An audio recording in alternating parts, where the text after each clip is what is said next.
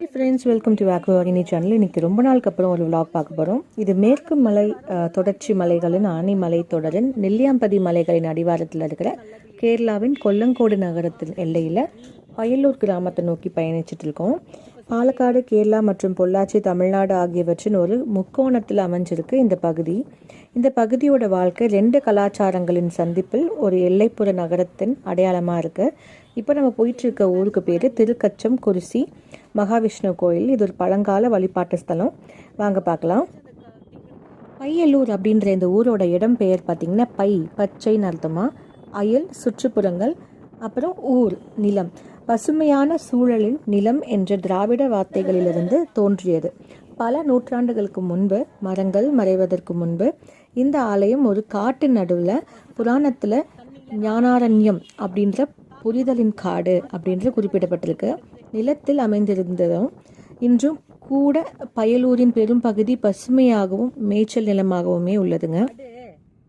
இடத்துக்கு போகிறதுக்கு முன்னாடி இதை பற்றிய அறிமுகம் பற்றி கொடுத்துடலாம். திருக்கச்சம் குறிச்சி ரொம்ப அழகிய இடத்துல நம்ம நிறைய வீடியோவில் எடுக்கப்பட்டிருக்கோம். மீண்டும் நான் அதை இங்கே பதிவிட விரும்புகிறேன். திருக்கச்சம் குறிச்சி மகாவிஷ்ணு கோயில், பயலூர், கொல்லங்கோடு, பாலக்காடு மாவட்டம், கேரளா.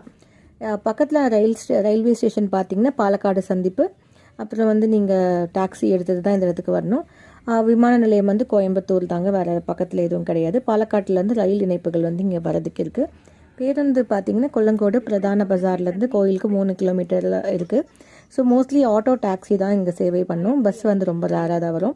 கோயிலேருந்து 6 கிலோமீட்டர் தொலைவில் ஒரு 4 ஸ்டார் ஹோட்டல்ஸ் இருக்குது. இதில் பார்த்திங்கன்னா இங்கேருந்து பக்கத்தில் ஈகோ டூரிசம், சீத்தர்குண்டு மலை, அப்புறம் நெல்லியாம்பதி அந்த டூரிங் போகிற இடத்துக்கு நிறைய ஹோட்டல் ஃபெசிலிட்டிஸ் இருக்குது. இதை விட நல்ல கூடிய வசதி தேவை அப்படின்னு பார்த்திங்கன்னா பாலக்காட்டில் நம்மளுக்கு கிடைக்கும். 25 கிலோமீட்டர் டிஸ்டன்ஸ் வருங்க. உண்மைகளை பேசவும் மூடவர்களை மலையை கடக்கவும் செய்யும் அருளால் உச்ச பேரின்பத்தின் உருவமாக ஸ்ரீ கிருஷ்ணரை நான் வணங்குகிறேன். பகவத்கீதையில் சொல்லியிருக்கிறாங்க. இங்கிலீஷில், I am the fragrance of the fresh earth, the brilliance of the fire, the life in all beings and the austerity of aesthetics. Sri Krishna to Arjuna. இதுதான் இந்த கோயிலோட ரொம்ப பெரிய தத்துவமாக இருக்குது. வேர்ட் ஆஃப் விஸ்டம் சொல்கிறாங்க. திருக்கச்சம் குருசி இந்த தெய்வத்தின் பேர் பெருமாள்.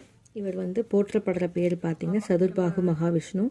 இந்த விஷ்ணு பார்த்திங்கன்னா கையில் சங்கு, சக்கரம், கதா மற்றும் பத்மம் இதெல்லாம் ஏந்திருப்பார். இவர் அனந்தரின் சுருள்களில் சக்கரவர்த்தி தோரணையில் அமர்ந்திருப்பதை இங்கே பார்க்க முடியும்.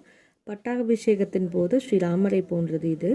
இதனால் பக்தர்கள் பல நூற்றாண்டு காலமாக இவரை நாராயணனாகவும் ஸ்ரீராமராகவும் அணுகிட்டு வந்துட்டுருக்காங்க.